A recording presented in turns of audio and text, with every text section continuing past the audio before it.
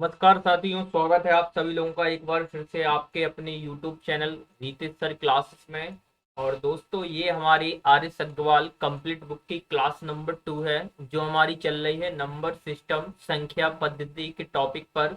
जैसा कि आप सभी लोगों को मालूम है कि क्लास फर्स्ट हमारी कल आ चुकी थी और आज हमारी ये क्लास 2 है। आर एस अग्रवाल की बुक चल रही है इसमें। तो यहाँ पे हम दोस्तों चलते हैं सेशन में और देखते हैं कि कल की क्लास में कहाँ तक हो गया था। तो कल की क्लास में आपको ध्यान होगा कि कहाँ तक हम पढ़ चुके थे, उसके आगे ही यहाँ पे हम कॉन्सेप्ट को डिस्कस करेंगे और उसके बाद हम यहाँ पे क्वेश्चन करेंगे। तो यहाँ पे मैं आपको बताना चाहता हूँ कि क्वेश्चन कहाँ तक हम कंप्लीट कर चुके थे और उसके आगे याद देखते हैं। सबसे पहले जैसा कि मैं आपको यदि बताना चाहूँ यहाँ पे, तो कल की क्लास में हम काफी चीजें डिस्कस कर चुके थे, जैसे कि हम यहाँ पे अंक के बारे में भी पढ़ चुके थे। यहाँ पे हम प्राकृत संख्याओं के बारे में भी पढ़ चुके थे, पूर्ण संख्याओं के बारे में भी पढ़ चुके थे, और सम संख्या हो गई आपकी, सर विषम संख्या हो गई। इसके बाद हम भाज्य संख्याओं के बारे में पढ़ चुके थे, अभाज्य संख्याओं के बारे में भी पढ़ चुके थे। और यहाँ पे मैंने शायद आपको पूर्णांक पूर्णांक के बारे में भी डिस्कस किया हुआ था, पूर्णांक के बारे में भी मैंने आपको बताया था। और यहाँ आपको कुछ अभाज्य संख्याओं पर पॉइंट भी आपको लिखाए थे कि सर 1 से 25 तक कुल कितनी अभाज्य संख्या होती हैं, सर 9 होती हैं। सर 1 से 50 तक कितनी होती हैं, सर ये 15 होती है। सर 1 से 100 तक कितनी होती हैं, सर ये 25 होती हैं। इस तरीके के मैंने आपको कुछ पॉइंट लिखाए हुए थे। यहाँ तक आप लोगों को क्लियर होगा कि ये हम क्वेश्चन कर चुके हैं। अब यहाँ पे मैं आपको बताना चाहता हूँ और आगे इसके अलावा भी क्या है, तो यहाँ पे हम आगे की डिस्कस करते हैं क्लास और उसको हम समझते हैं। जैसा कि आप सभी लोगों को मालूम है कि यहाँ पर आपके दो पॉइंट बनते हैं, दो पॉइंट बनते हैं। देखें इसको क्या बोलते हैं, एक होता है आपका फेस वैल्यू। सर एक होती है आपकी फेस वैल्यू। सर दूसरा दूसरे की बात करें यहाँ पे, तो एक होती है आपकी प्लेस वैल्यू। सर एक होती है आपकी प्लेस वैल्यू। फेस वैल्यू को आप हिंदी में बोलते हैं, इसको आप देख सकते हैं, इसको मैं आप लिखता हूँ यहाँ पे। तो सर फेस वैल्यू को अगर हम देखें, अदर हिंदी के नाम से देखें, तो सर इसको बोलते हैं हम वास्तविक संख्या, वास्तविक मान। ठीक है, वास्तविक संख्या नहीं, वास्तविक मान। या फिर हम बोलते हैं इसको अंकित मान, अंकित मान। फेस जातीय मान, जातीय मान, हिंदी में इसको जातीय मान बोलते हैं। क्लियर हो रहा, स्थानीय मान, स्थानीय मान, स्थानीय मान। जैसे कि सर एक एग्जाम्पल दिया आपको, फॉर एग्जाम्पल एक नंबर लिखा आपने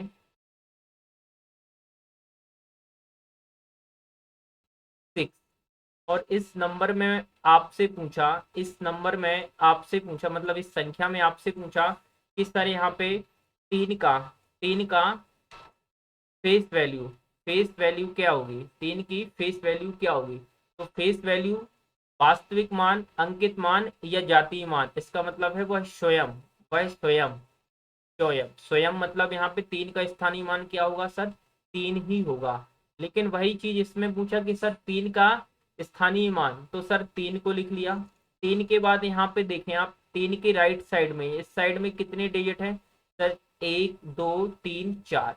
तो यहाँ पे 4 जीरो आप लगा देंगे, 1 2 3 4। तो सर ये बन गया आपका तीन का स्थानीय मान 30,000। कितना बन गया आपका, 30,000। 30,000 इसका क्या हो जाएगा, आंसर हो जाएगा। तीन का स्थानीय मान अगर पूछेगा तो 30,000। तो सर यहाँ पे एक चीज और निकल के आती है, देखें निकल के क्या आती है, इसको भी मैं आपको बताना चाहता हूँ कि क्या निकल के आता है यहाँ पे। देखें सर, को बताना चाहूँ यहाँ पे, तो देखें जातीय मान उसका स्वयं का मान होता है और ये कभी भी चेंज नहीं होगा, ये क्या रहता है आपका, नो चेंज, नो चेंज रहता है। ठीक है, बट आपका जो स्थानीय मान रहेगा ये आपका चेंज होता है, ये आपका चेंज होता है। ठीक है, तो आपको ध्यान रखना है, इस पे आपकी काफी एग्जाम में क्वेश्चन भी अभी बनेंगे। पहले हम इसको पढ़ लेते हैं, या फिर आपको जैसा भी आपको अगर क्वेश्चन करना है तो साथ में मैं आपको यहाँ पे क्वेश्चन भी आपको कराता जाऊंगा, ताकि आपको ये चीज क्लियर रहे। तो चलिए हम यहाँ पे क्वेश्चन को भी देख लेते हैं। सर यहाँ पे आपके पास संख्या लिखी गई है, संख्या 45, संख्या 12345 में 345 में तीन के स्थानीय मान, तीन के स्थानीय मान, स्थानीय मान तथा तथा अंकित मान, अंकित मान में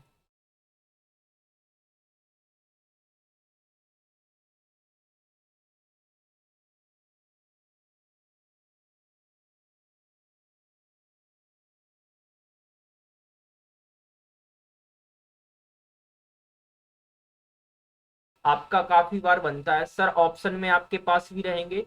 तो यहाँ पे आपको मैं बताना चाहता हूँ कि किस तरीके से हम करेंगे। सर तीन के स्थानीय मान, सर नंबर क्या है आपके पास 345, इस नंबर को पहले आपने लिख लिया सर।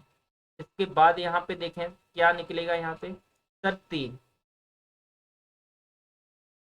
सर तीन, तीन के बाद कितने डिजिट हैं, दो डिजिट हैं राइट साइड में, तो दो जीरो। सर ये 300 तो होगा इसका क्या, स्थानीय मान, ये तो हो गया स्थानीय मान, ठीक है। सर तीन का अंकित मान, तीन का अंकित मान, तीन स्वयं होगा, ये क्या होगा इसका अंकित मान, अंकित मान, क्लियर है। तो इन दोनों का अंतर, तो 300 माइनस तीन, आपका आंसर कितना हो जाएगा सर 297। तो इस तरीके से एग्जाम में क्वेश्चन आपके फ्रेम होते हैं। आई होप कि यहाँ तक आपको क्लियर हुआ होगा। चलिए देखते हैं इसमें हम नेक्स्ट क्वेश्चन, और नेक्स्ट क्वेश्चन को भी देखते हैं। एक क्वेश्चन मैं आपको और कराना चाहता हूँ इस तरीके में कि कैसे क्वेश्चन आएगा आपका। देखिए सर लिखा है यहाँ पे,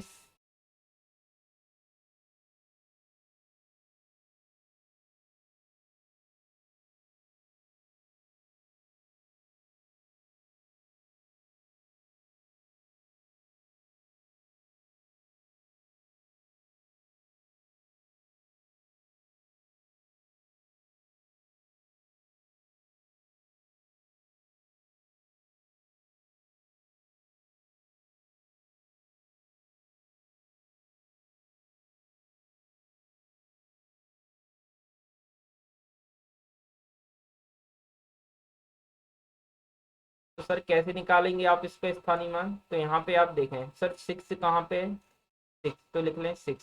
सिक्स के बाद राइट साइड में कितनी डिजिट है सर, एक और एक दो, दो डिजिट है सर, इसमें पीछे दो डिजिट लगाए हुए, तो इसका आंसर हो जाएगा 600। का स्थानीय मान कितना हो गया 600। आई होप कि आप लोगों को ये क्लियर हुआ होगा। फिर से एक नंबर देखते हैं, जैसे बोला हमने 27 7। सर इस नंबर में आपको बताना है कि दो का स्थानीय मान क्या होगा, दो का स्थानीय मान, स्थानीय मान क्या होगा। तो यहाँ पे देखें किस तरीके से क्वेश्चन को सॉल्व करेंगे आप।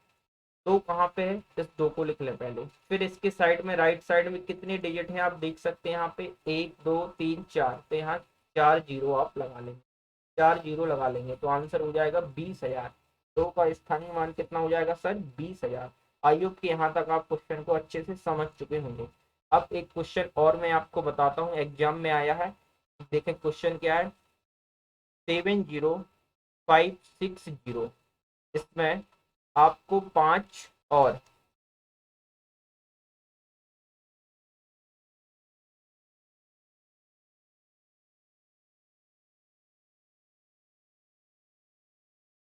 मानों का आपको क्या निकालना है सर, गुणनफल, गुणनफल आपको निकालना है कि इसका गुणनफल क्या है। ये एग्जाम में भी आपका सी टेट में ही पूछा गया है, ठीक है। ये फेब में आया है, सी टेट के फरवरी में एग्जाम में। तो ऑप्शन भी आपके पास है यहाँ पे सर 300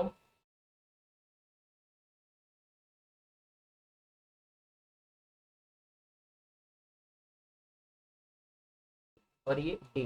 तो देखें सर किस तरीके से इस क्वेश्चन को हम करेंगे। सर यहाँ पे है पांच और छह स्थानीय मान, सर पांच यहाँ है, सर पांच कितने डिजिट हैं आपके इस साइड में देखें तो सर पांच के बाद राइट साइड में दो डिजिट हैं, तो यहाँ पे दो जीरो। सर पांच का स्थानीय मान कितना हो गया 500। सर छः, सर छः राइट साइड में एक, सर एक डिजिट, छः का स्थानीय मान हो गया 60। दोनों का गुणनफल आप करेंगे 500 गुणे 7, तो सर इसका कितना हो जाएगा, एक दो तीन जीरो, तो ये हो गए आपके, और छः पंजे 30, तो ये हो गया। तो आंसर हो गया आपका 30,000, 30,000 इसका ऑप्शन नंबर आपका सर सी आंसर करेक्ट होगा। 100% आंसर सी इसका सही आंसर होगा। आई होप कि यहाँ तक आप लोगों को ये चीज क्लियर हुई होगी। तो अभी हमने पढ़ा यहाँ पे स्थानीय मान और जातीय मान। अब आगे कॉन्सेप्ट में हम डिस्कस करना चाहते हैं आपको, और यहाँ पे हम बताना चाहते हैं आपको, ताकि ये चीज भी आपकी क्लियर रहे। सर एग्जाम में आपकी बनती है, यहाँ पे मैं आपको बताना चाहता हूँ नेक्स्ट, तो यहाँ पे आप पॉइंट डाल के लिख सकते हैं। एक होता है सर पूर्ववर्ती, पूर्ववर्ती या फिर इसे बोलते हैं आप पूर्ववर्त।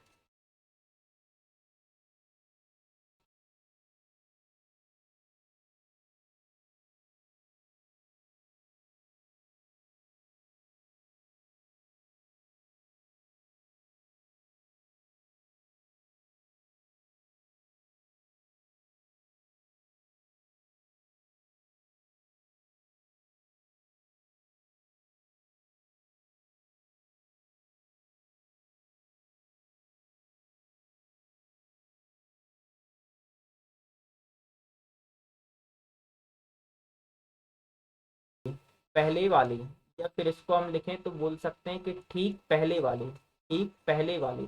जैसे हमने आपसे बोला सर 50, 50 की पूर्ववर्ती संख्या क्या होगी, तो 50 से जस्ट एक कम, तो क्या करेंगे 50 से माइनस एक कम करके आप निकालेंगे, सर कितनी हो जाएगी 50 की पूर्ववर्ती संख्या, 49।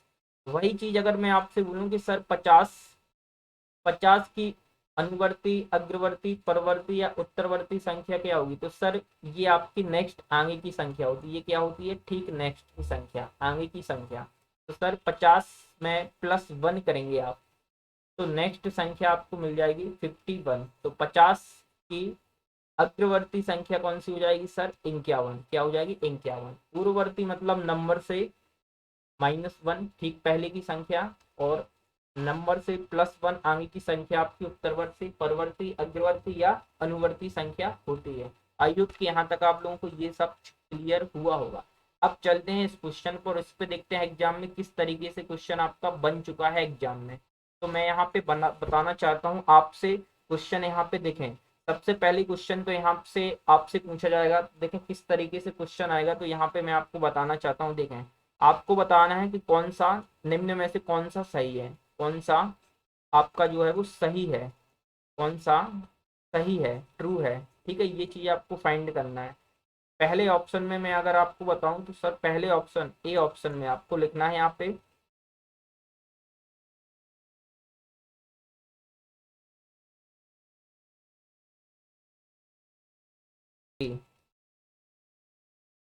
2001 है।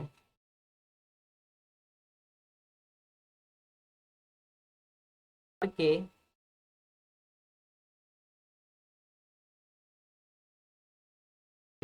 2000 के 99 है। ऑप्शन सी की बात करें सर,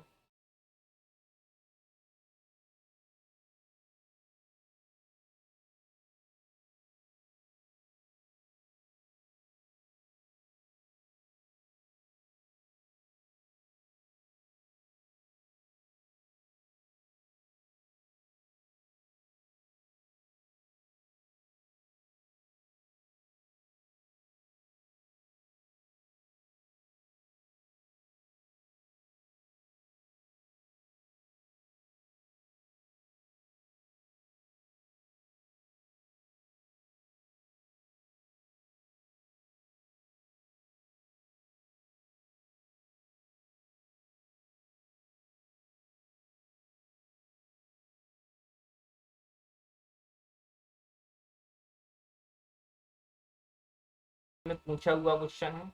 तो देखें आप किस तरीके से करेंगे इसको, आपको देखना है। सर यहाँ पे 2000 के पूर्ववर्ती, 2000 के पहले का नंबर तो सर होता है 1999। करेंगे तो सर यहाँ पे इसका परिवर्ती तो सर 2000 होगा, 2001 है, इसलिए पहला ऑप्शन तो आपका गलत हो गया। क्लियर है सर। सेकंड ऑप्शन में देखें 2000 की पूर्ववर्ती, फिर से इसका पूर्ववर्ती एक कम, पहले का 1999। करेंगे आप -1 तो 1998 होता है। ये भी क्या है आपका गलत है। सर तीसरे ऑप्शन में है 2000 की परवर्ती आगे का, परवर्ती आगे का मतलब 2001 का, 2001 का पूर्ववर्ती एक कम, 2001 से एक कम, तो सर होता है आपका 2000। और यहाँ पे भी 2000 है, तो ऑप्शन नंबर सी सही है आपका। तो सही ऑप्शन क्या हो जाएगा, ऑप्शन नंबर सी आपका सही होगा। आई होप कि इस क्वेश्चन को आप भी समझ पाए होंगे किस तरीके से हम क्वेश्चन को सॉल्व करते हैं। सर यहाँ पे नेक्स्ट क्वेश्चन लिखते हैं, और नेक्स्ट क्वेश्चन बहुत ही इंपॉर्टेंट क्वेश्चन है, इसको भी नोट करना है। और इसमें से आपको निकालना है कि कौन सा असत्य है, कौन सा असत्य है। असत्य है आपको, वो आपको फाइंड करना है कि कौन सी बात असत्य बोली गई है। तो यहाँ पे आप देखें और लिखें जल्दी से। पहला पॉइंट है सर आपके पास, सबसे छोटे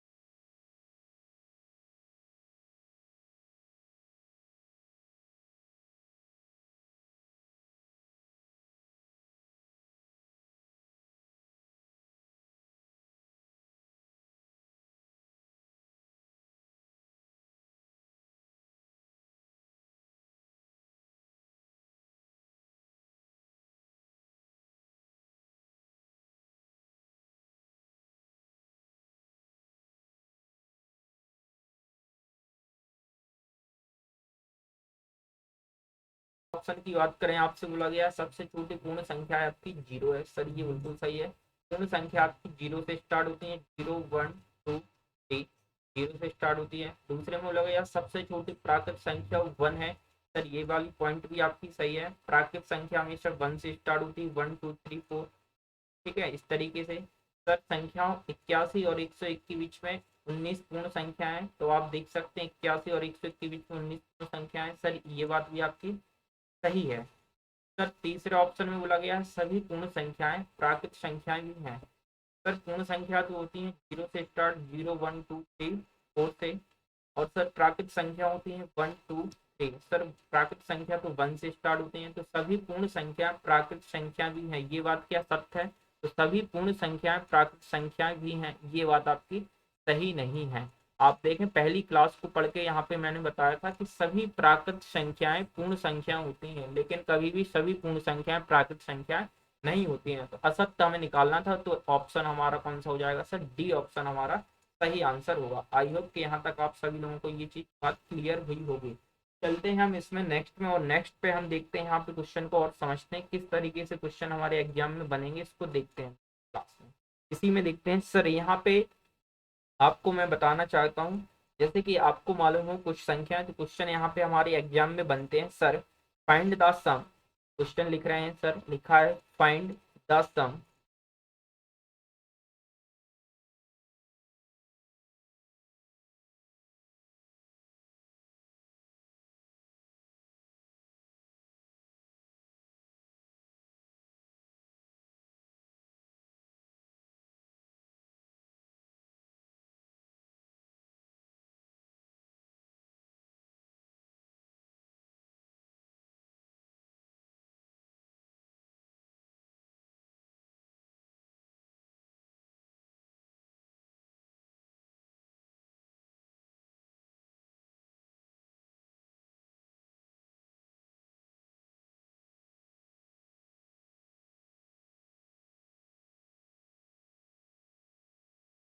आपके पास है। सर कैसे निकालेंगे इस क्वेश्चन को, जब भी आपको सम निकालना हो या योग निकालना हो, सम या योग निकालना हो, तो सर आप फॉर्मेट लगाते हैं यहाँ पे एन, एन प्लस वन हमारा फॉर्मेट होता है सर एन। अगर सीक्वेंस में संख्या है तो सर यहाँ पे बोला गया है पहली 14, तो सर यहाँ पे इस तरीके से भी इसको बोल सकते हैं कि 1+2+3 सर डेट डेट डैश +14 तक और इक्वल में क्वेश्चन मार्क, क्या होगा। इस तरीके से भी आपसे पूछ सकता है। तो इस कैसे करेंगे सर, एन यहाँ पे टोटल संख्या कितनी है सर 14, एन की वैल्यू कितनी हो गई सर 14 इंटू में n+1 14 और एक जोड़ेंगे सर 15 और बटे में सर 2। अब इसको आप काट लेंगे, सिंपल है।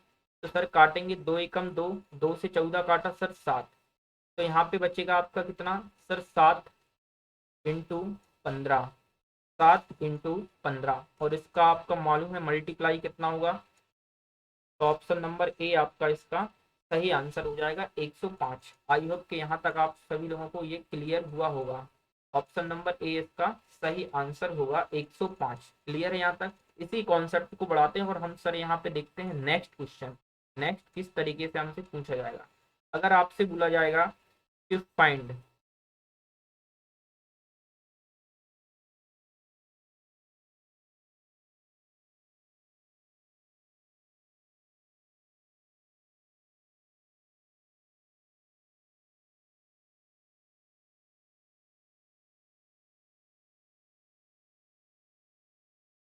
का योग निकालना है आपको, यहाँ पे सम ऑफ फर्स्ट नेचुरल नंबर 100 का है सर। ऑप्शन में आपके पास है 50-50 ऑप्शन ए, ऑप्शन बी में है यहाँ पे 5500, ऑप्शन सी में सर यहाँ पे आपके पास 1550 सर, ऑप्शन डी में आपके पास है 5510। क्या होगा आपका आंसर, 55 ये 10 है आप। तो इस क्वेश्चन को भी किस तरीके से करेंगे सर, यहाँ पे आपकी कितनी संख्या है 100 है, तो सर यहाँ पे 100 इंटू में एक ज्यादा, यहाँ पे हो गई 101 और बटे में 2। इसको बस सॉल्व कर लेंगे आप तो आंसर आपको मिल जाएगा। 2 से काटा 1 और 2 से काटा 100 तो सर 50 और 50 इंटू 101 सर, 50 इंटू 101 करेंगे तो आपको मिल जाएगा 50-50, 50-50 ऑप्शन नंबर ए आपका सही आंसर हो जाएगा। आई होप कि यहाँ तक आप लोगों को ये चीज़ क्लियर हुई होगी कि क्वेश्चन को किस तरीके से हमें सॉल्व करना है। यहाँ तक आपको क्लियर हुआ होगा कि क्वेश्चन को हम किस तरीके से सॉल्व करेंगे। अब इसके बाद आगे के क्वेश्चन में मैं आपको बताना चाहता हूँ कि आगे कुछ क्वेश्चन आपसे पूछ सकता है किस तरीके से, तो इसको हम किस तरीके से सॉल्व करेंगे। सर आगे क्वेश्चन पूछेगा तो आप देखें, जैसे अब मान लिया आपसे क्वेश्चन कुछ अलग टाइप से पूछा जाए, आपसे पूछ लिया जाए इस तरीके से 1+3+5+7 और +9 और सर आपसे बोला जाएगा कि find sum of this series.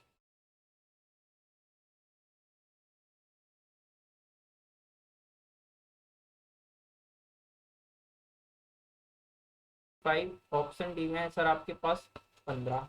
ठीक है, तो सर किस तरीके से करेंगे, तो सबसे पहले सीरीज को आप समझे। सर ये सीरीज कैसी है सर, ये विषम नंबर की सीरीज दिख रही है आपको, विषम नंबर एक से लेके कहाँ तक है 9 तक, 1 से 10 तक की सभी विषम संख्याओं का योग पूछा गया। तो सर आप इसको बेसिक से देखेंगे तो देखें कितना हो जाएगा आपका, 9 और 1 10, 7 3 10 20 और 5 25, तो आंसर होगा सर 25। बट इसको हम कैसे निकालेंगे सर, इसकी ट्रिक क्या है सर, ट्रिक क्या है सर, इस ट्रिक पर बात करने चाहता हूँ मैं। तो यहाँ पे देखें, आपको देखना है टोटल नंबर ऑफ, यहाँ पे आपको निकालना है टोटल नंबर ऑफ कितने हैं सर, यहाँ से 1 से 9 तक में सर 1 2 3 4 5, टोटल कितने हैं आपके पास 5। तो बस कुछ नहीं करना है, एन स्क्वायर आपका आंसर हो जाएगा सर। जितने नंबर है 5, 5 का स्क्वायर सर कितना हो जाएगा 25, तो 25 इसका आंसर हो जाएगा। आई होप कि यहाँ तक आप लोगों को ये क्लियर हुआ होगा कि क्वेश्चन को हम किस तरीके से सॉल्व करेंगे। इसी क्वेश्चन को आपसे वो इस तरीके से पूछता कि पहली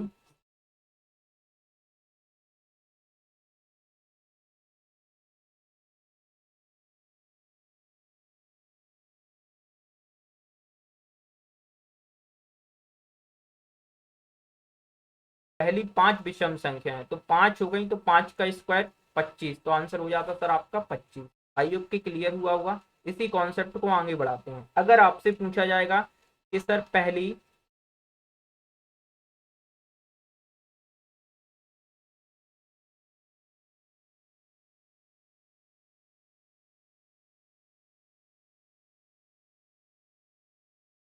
संख्याओं का योग, तो किस तरीके से करेंगे।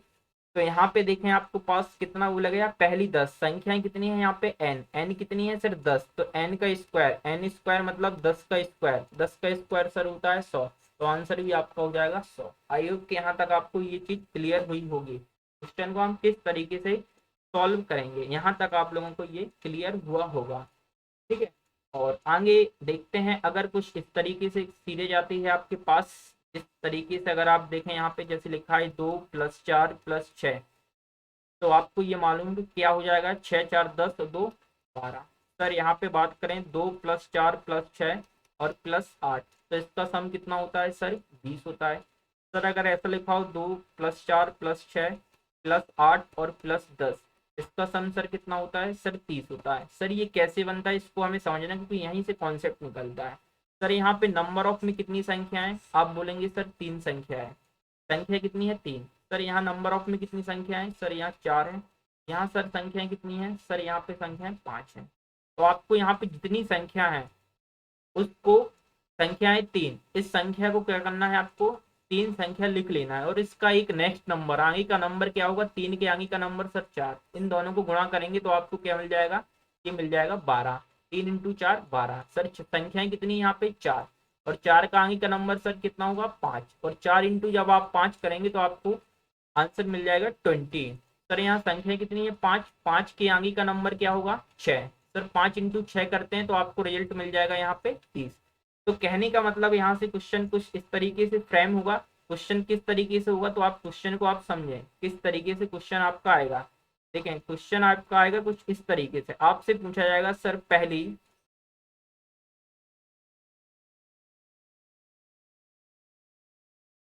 संख्याओं का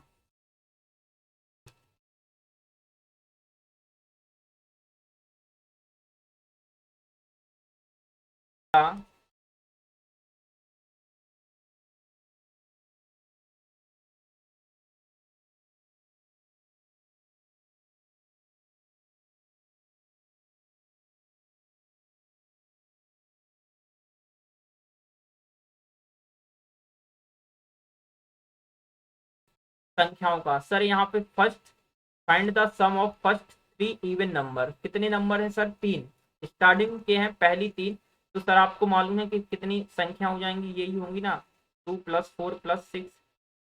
तो आप जोड़ते हैं सर कितना हो जाता है,